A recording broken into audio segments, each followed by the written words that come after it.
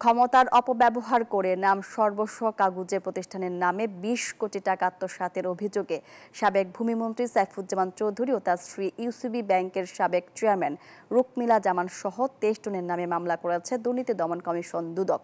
বৃহস্পতিবার দুদক কার্যালয়ে সাংবাদিকদের ব্রিফিংয়ে দুদকের মহাপরিচালক মোহাম্মদ আক্তার হোসেন এ তথ্য জানান। এ সময় তিনি বলেন, পিরোজপুর জেলার বিভিন্ন উপজেলায় প্রকল্পে কাজ না করে ১,০৭৯ কোটি টাকা আত্মসাতের অভিযোগে সাবেক এমপি মহিউদ্দিন মহারাজ সহ ২৭ জনের বিরুদ্ধে মামলা করেছে দুদক। তাদের মধ্যে থেকে ৫ জনকে গ্রেপ্তারও করা হয়েছে। এছাড়াও ঢাকা ২০ আসনের সাবেক সংসদ সদস্য বেনজির আহমেদের বিরুদ্ধে ১৯ কোটি টাকার অবৈধ সম্পদ এবং প্রায় ১০০ কোটি টাকার সন্দেহজনক লেনদেন ও তার স্ত্রী সাহিনা আহমেদের বিরুদ্ধে ৯৭ লাখ টাকার অবৈধ সম্পদ অর্জনের অভিযোগে বেনজির দম্পতির বিরুদ্ধেও মামলা করেছে দুদক।